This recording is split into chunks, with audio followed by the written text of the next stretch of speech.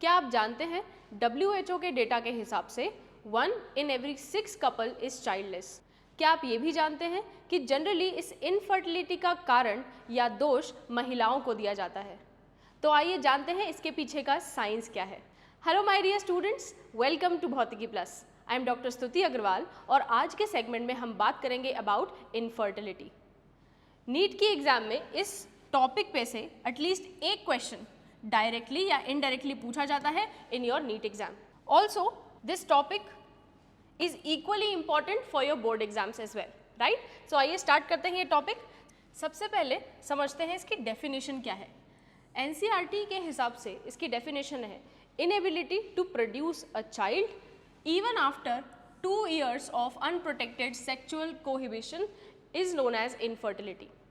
Simple सा meaning ये है कि मान लीजिए कोई एक कपल है, वो पिछले 2 सालों से ट्राई कर रहा है टू कंसीव अ बेबी और सारी चीज़ें सही करने के बाद भी they are unable to have a child. उस कंडीशन को हम बोलेंगे इनफर्टिलिटी।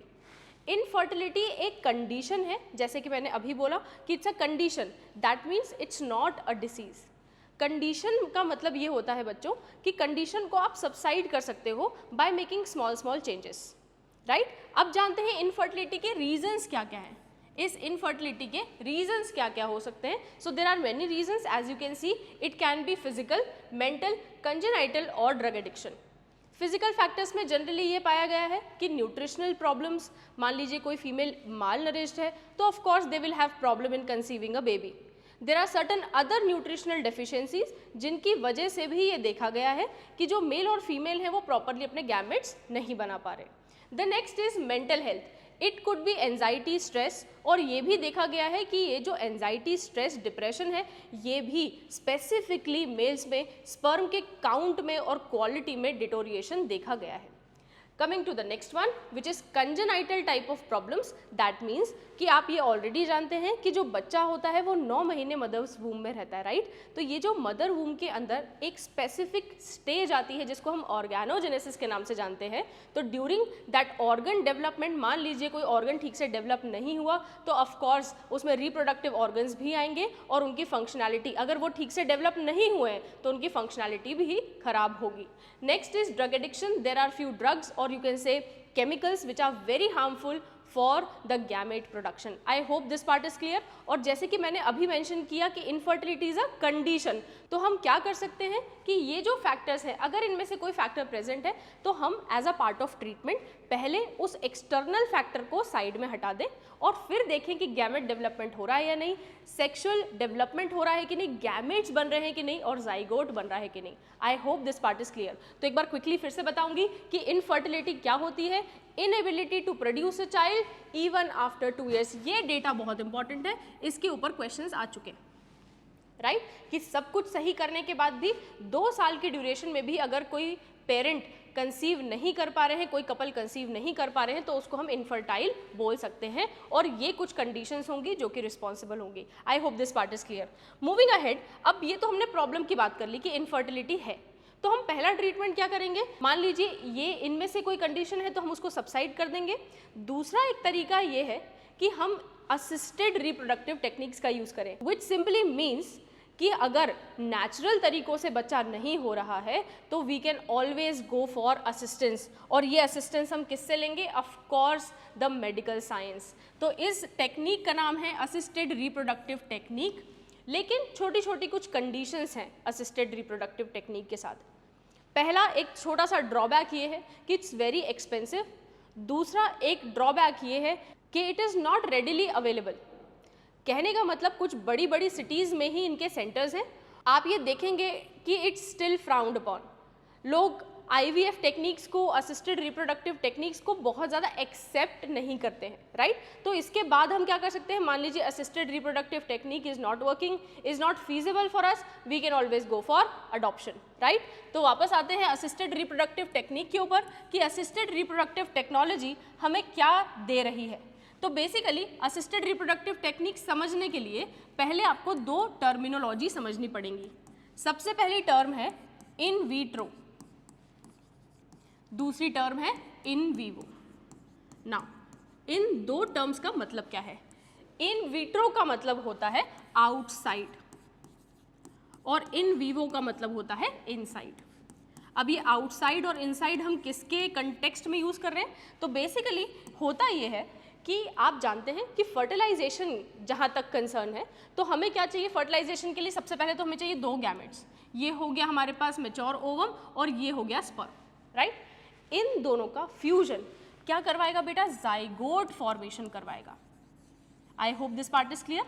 ये तो आप ऑलरेडी जानते हैं कि हम फर्टिलाइजेशन को तब तक सक्सेसफुल नहीं मानते जब तक हमें जाइगोट ना मिल जाए, राइट? तो हमारे पास मेल गैमेट है, फीमेल गैमेट है और रिजल्टेंट हमें क्या चाहिए? जाइगोट। अब एक छोटा सा क्वेश्चन आप लोगों के लिए, फेलोपियन ट्यूब में या फीमेल रिप्रोडक्टिव सिस्टम में there is a specific site जहाँ पे इन दोनों गैमेट्स का फ्यूजन होता है। क्या आप मुझे स्पेसिफिक उस साइट का नाम बता सकते हैं जहाँ पर ये जाइगोट फॉर्मेशन होती है या फ्यूजन ऑफ गैमेट्स होता है? मुझे आपके आंसर्स का इंतजार रहेगा। Please do let me know in the comment box कि आपको ये साइट का नाम पता है या नहीं। मूविंग फर्दर, क्या होता है? हमें चाहिए दोनों गैमेट्स और दोनों गैमेट्स क्या बनाने चाहिए? जाइगोट। नाउ जब हम इस फ्यूजन की बात कर रहे हैं तो हम ये एक्सपेक्ट कर रहे हैं under normal circumstances. Under normal circumstances ये फ्यूजन कहाँ होता है बेटा? Inside of the female body. कहाँ होगा? Inside of the female body. और इस टर्म को हम क्या बोलेंगे? In vivo type of fertilization under normal conditions, right? और अगर मान लीजिए कि हमें ये फ्यूजन बाहर करवाना पड़ता है तो out of course the female body, outside of the female body, तो हम उसको क्या बोलेंगे? In vitro type of fertilization. I hope this part is clear, right? आगे बढ़ते हैं। सबसे पहले बात करेंगे इन विट्रो फर्टिलाइजेशन के बारे में, which is commonly known as test tube baby. Test tube baby as its name goes कि हम बेसिकली ये जो फ्यूजन ऑफ गैमेट है ये कहाँ करवा रहे हैं बेटा? टेस्ट ट्यूब में करवा रहे हैं, राइट? अंडर लैबोरेटरी कंडीशंस करवा रहे हैं, अंडर सिमुलेटेड कंडीशंस करवा रहे हैं। क्योंकि प्रॉब्लम क्या थी कि नेचुरली जो मेल और फीमेल गैमेट्स हैं वो फ्यूज नहीं कर पा रहे थे। ये भी प्रॉब्लम हो सकती है कि फीमेल प्रॉपरली ओवम नहीं बना पा रही, गैमेट नहीं बना पा रही, या ये भी हो सकता है कि जो स्पर्म है उसकी क्वांटिटी और क्वालिटी खराब है, राइट? तो अब हमने क्या किया? उन दोनों को मेट करने के लिए सिमुलेटेड कंडीशंस दी, आर्टिफिशियल कंडीशन दी, असिस्टेड कंडीशन दी, और इसीलिए इस टेक्नोलॉजी का नाम क्या है? Assisted reproductive technique. उसी के अंडर पहली जो टेक्निक है that is in vitro fertilization और टेस्ट ट्यूब बेबी। अब हम इसमें कर क्या रहे हैं कि हम कर रहे हैं external fertilization. Please pay attention, external fertilization outside of the female body, that is why the name goes as in vitro fertilization. उसके बाद हम क्या करेंगे? अब आप जानते हैं फर्टिलाइजेशन का फाइनल रिजल्ट क्या हुआ बेटा? जाइगोट। और इस जाइगोट को हमने रेप्लिकेट होने दिया। आप ये भी जानते होंगे, आपने ह्यूमन रिप्रोडक्शन में पढ़ा होगा कि जब भी जाइगोट फॉर्मेशन होगी, let's say this is a zygote, it will undergo cellular division, correct? Multiple cells बनेंगे, सेल का एक गुच्छा बनेगा, समथिंग लाइक दिस, राइट? तो जाइगोट और इस पूरी प्रोसेस को, कि जाइगोट से एम्ब्रियो तक बनने की प्रोसेस को, इम्प्लांटेशन तक की प्रोसेस को हमने कहा क्लीवेज, जहां पर जाइगोट जो है मल्टीप्लाई करता है to form most important structure known as morula. आपने सुना होगा, कुछ स्पेसिफिक टर्म्स सुनी होंगी, ब्लास्टोमियर फॉर्मेशन, और आपने सुना होगा blastocyst formation, correct? All these come under this cleavage part. अब मैं थोड़ा सा आपको पुराना रिवाइज करवाती हूँ। आपने रिप्रोडक्शन चैप्टर में, ह्यूमन रिप्रोडक्शन चैप्टर में ये चीज़ ज़रूर पढ़ी होगी कि जब हम फेलोपियन ट्यूब में फ्यूजन ऑफ गैमेट के बाद की बात करते हैं तब हमें क्या मिल चुका होता है? Zygote, right? उसके बाद क्या होता है? एक प्रोसेस होती है जिसका नाम होता है क्लीवेज, इफ यू रिमेंबर।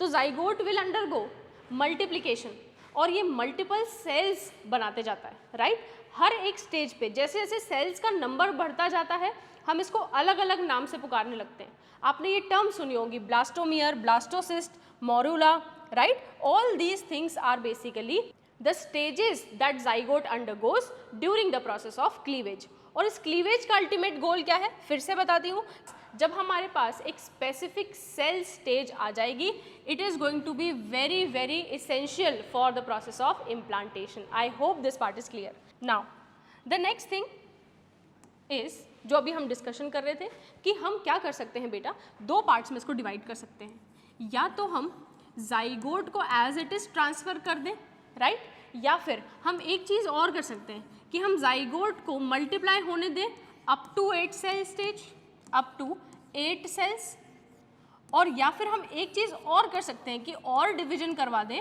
और मोर देन 8 सेल्स तक पहुंच जाएं फॉर बेटर इम्प्लांटेशन, राइट। तो हम क्या कर सकते हैं बेटा, जाइगोट को फीमेल रिप्रोडक्टिव सिस्टम के अंदर इंट्रोड्यूस करवाया जा सकता है। पहला zygote form, second up to 8 cells, और third is more than 8 cells. ये तीनों में से कौन सी चीज हम चूज करेंगे, कौन सा प्रोसेस चूज करेंगे, that completely depends on the fact that हम ART के अंडर कौन सी टेक्निक यूज कर रहे हैं। जैसे कि एक छोटा सा एग्जाम्पल, हम जब टेस्ट ट्यूब बेबी के बारे में बात कर रहे हैं तो हम जाइगोट को 2 फॉर्म्स में भेज पा रहे हैं, जैसे कि या तो हम जाइगोट भेज रहे हैं सिर्फ, या फिर अर्ली एम्ब्रियो भेज रहे हैं for transfer. I hope this part is clear. तो इन सेल्स में से हम किस फॉर्म में इसको इंट्रोड्यूस करेंगे into the female reproductive system, that completely depends on the fact कि हम ART के अंडर कौन सी टेक्निक यूज कर रहे हैं, उसके हिसाब से हम डिसाइड कर लेंगे कि हमें जाइगोट भेजना है, अप टू 8 सेल स्टेज भेजना है, या मोर देन 8 सेल स्टेज भेजना है। आई hope this part is clear, right. Moving further, the next technique is known as ZIFT and it stands for zygote intrafallopian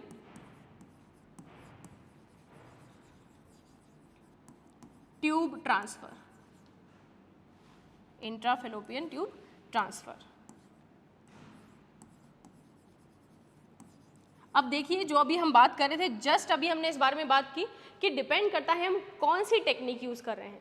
इस टेक्निक का नाम है जाइगोट इंट्राफेलोपियन ट्रांसफर। तो हमने क्या स्ट्रक्चर फीमेल रिप्रोडक्टिव सिस्टम में इंट्रोड्यूस किया, जाइगोट, और किस साइट पे किया, that is fallopian tube. I hope this part is clear कि जब हम ZIFT टेक्निक यूज कर रहे हैं, जाइगोट इंट्राफेलोपियन टेक्निक यूज कर रहे हैं, तब हम किस फॉर्म में इंसर्ट करेंगे, zygote up to 8 blastomere stage. I hope this is clear, right. तो ZIFT में हमने क्या यूज किया, zygote up to 8 blastomere stage. This has been a important PYQ, please mark this.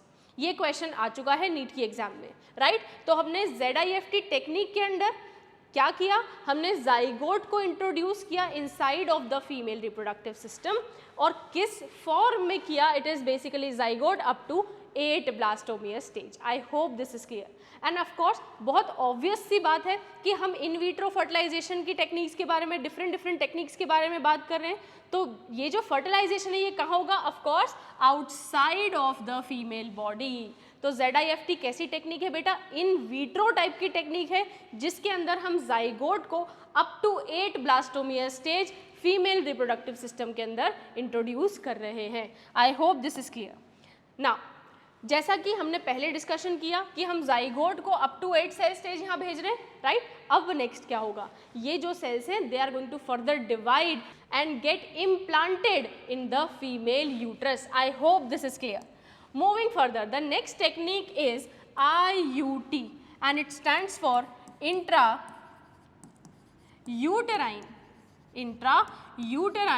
transfer।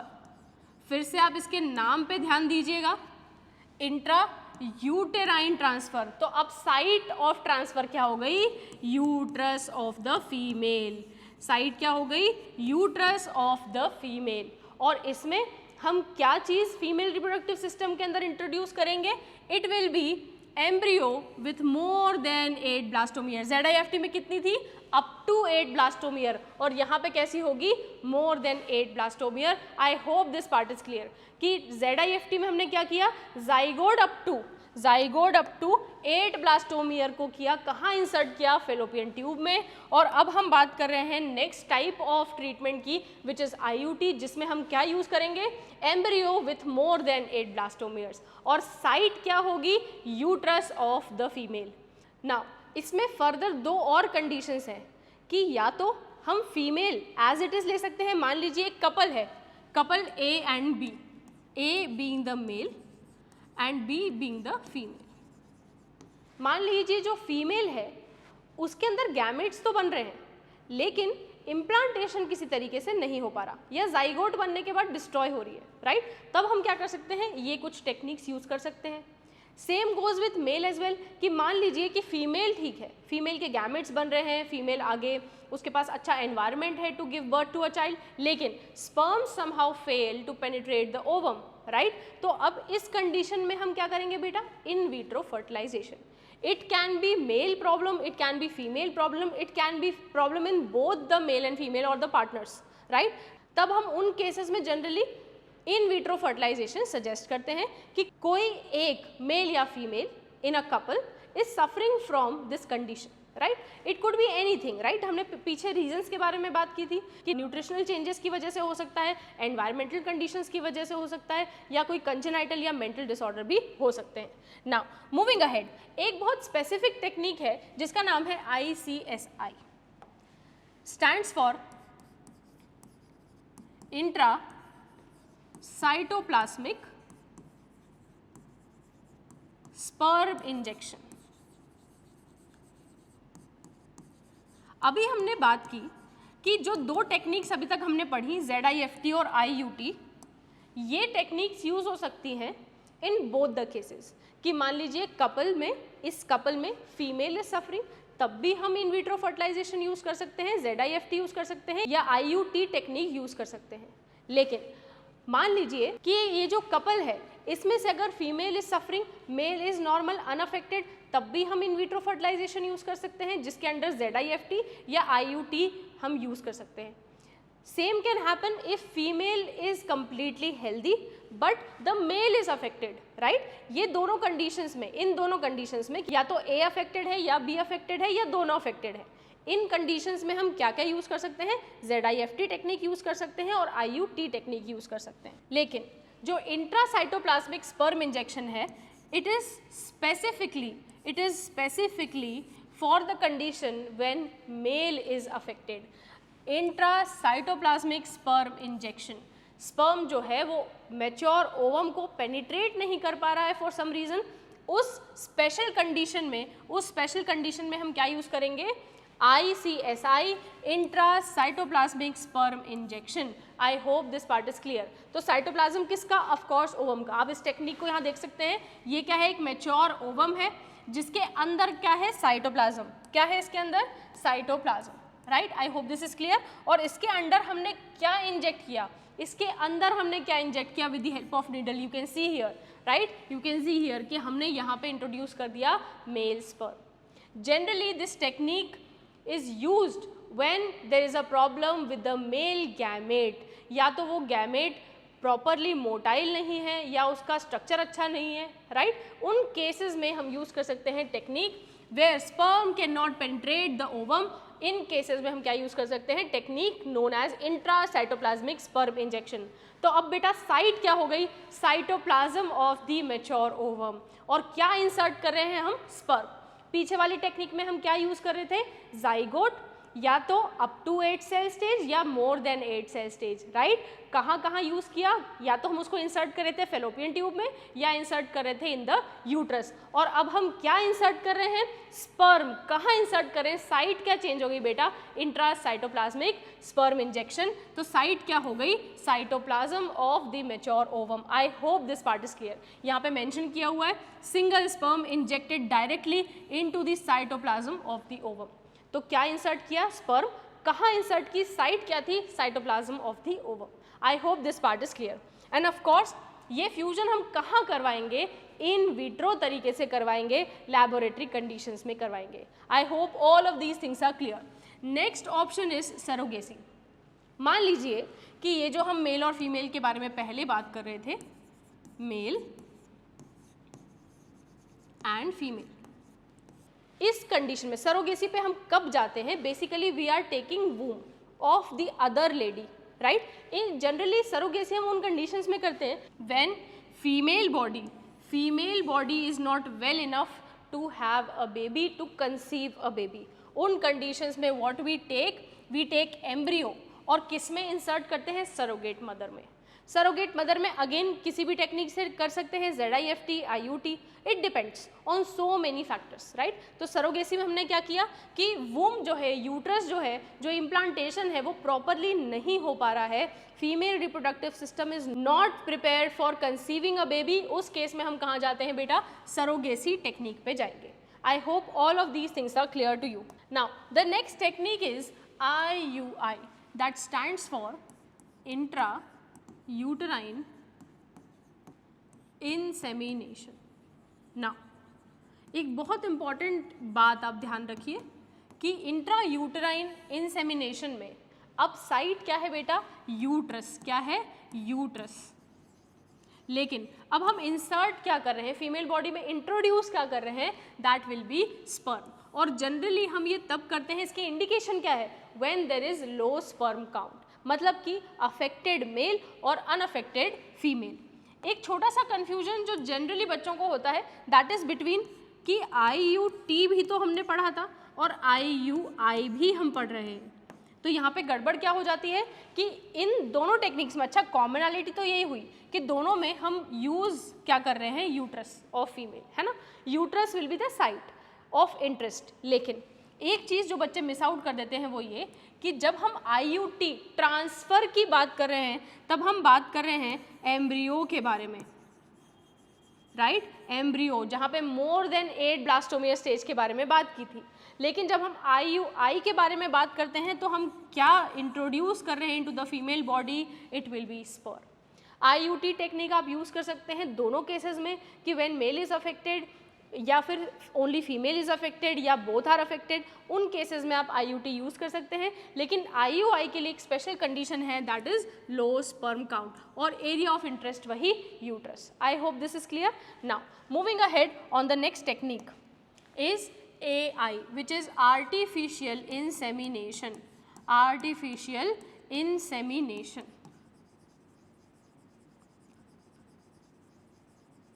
Artificial insemination again, इसका जो indication है बेटा वो है लो स्पर्म काउंट। क्या है इसका इंडिकेशन, लो स्पर्म काउंट। और जनरली हम इसको कहाँ पे, इसका इंडिकेशन क्या है कि जब male is affected and female is unaffected. और इसमें हम जनरली कहाँ इंट्रोड्यूस करते हैं, vagina of the female, in the vagina of the female.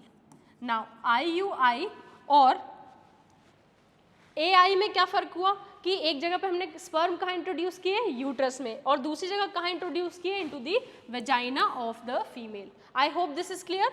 Moving ahead with this, देखो एक बार फिर से ध्यान से देखना कि जो फेलोपियन ट्यूब है यहाँ पे हमारा साइट ऑफ फर्टिलाइजेशन था, site of formation of zygote था। Now instead of that, now what we have done कि हमने या तो फीमेल वेजाइना में स्पर्म को इंट्रोड्यूस कर दिया या फिर हमने डायरेक्टली उसको कहाँ इंट्रोड्यूस कर दिया, इनटू द यूट्रस। जब वेजाइना में इंट्रोड्यूस किया तो इसको बोल दिया आर्टिफिशियल इंसेमिनेशन, और जब यूट्रस में किया तो इसको IUI बोल दिया। आई hope this part is clear. The next technique will be GIFT. GIFT stands for gamete intrafallopian transfer. अब हमें क्या इंसर्ट करना है, शुरू से शुरू करते हैं। शुरू की कुछ टेक्निक्स में हमने देखा कि ट्रांसफ़र हम किसको कर रहे हैं बेटा, जाइगोट को, या तो अप टू 8 सेल स्टेज या फिर थोड़ी और आगे more than 8 cell stage. Then we have discussed about inserting or introducing only sperm into the female genital tract or female reproductive system. Now, this technique is when we are introducing gamete into the fallopian tube, gamete into the female body, क्योंकि हम क्या चाह रहे हैं कि basically जो fertilisation है वो अब इन वीवो हो, मतलब inside of the female body. तो inside of the female body में हमने क्या किया, पहले हमने स्पर्म इंजेक्ट करके देखे, या तो आर्टिफिशियल इंसेमिनेशन की टेक्निक से या IUI की टेक्निक से। फिर हमने दूसरा तरीका क्या यूज़ किया कि अब हम गैमेट्स ट्रांसफ़र कर रहे हैं।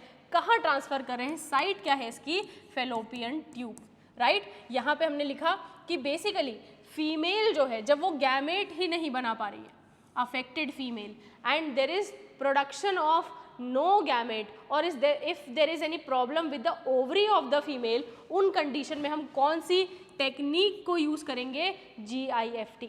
तो आपने देखा कि मेल और फीमेल इक्वली अफेक्टेड हो सकते हैं और हर एक स्पेशल कंडीशन के लिए हमारे पास एक स्पेशल टेक्निक है under ART to be used. I hope this is clear, right? So now एक बार देख लेते हैं कि इन वीवो और इन विट्रो के अंदर क्या क्या आएगा। तो जब बाहर हम फर्टिलाइजेशन करेंगे तो हम कौन कौन सी टेक्निक्स यूज़ करेंगे?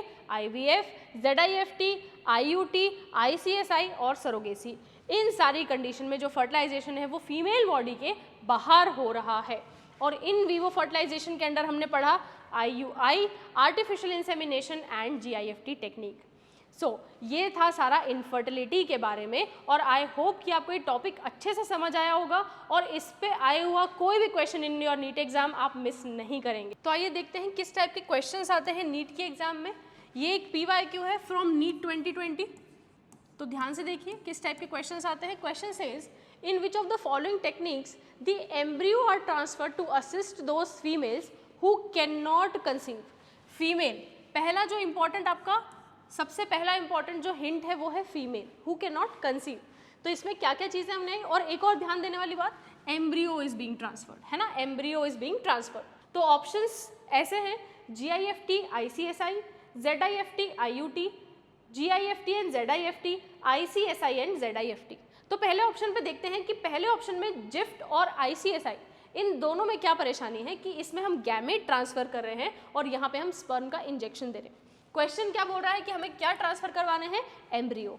Next option is ZIFT and IUT। ZIFT में हम जाइगोट ट्रांसफर कर रहे हैं तो नाम ही ये है, दूसरे में हम IUT की बात कर रहे हैं। तो this seems to be a correct option. लेकिन नीचे के हम ऑप्शंस और देख लेते हैं। नीचे C ऑप्शन है GIFT एंड ZIFT, तो एक में गैमेट है एक में जाइगोट है। D ऑप्शन में एक में स्पर्म है एक में जाइगोट है, राइट? तो सबसे करेक्ट आंसर क्या स्टैंड कर रहा है? आंसर नंबर B और option number B। I hope this topic is clear to you. आप ये भी समझ गए होंगे कि किस टाइप के क्वेश्चंस आते हैं नीट की एग्जाम में। So this is all about today's video. See you in the next one.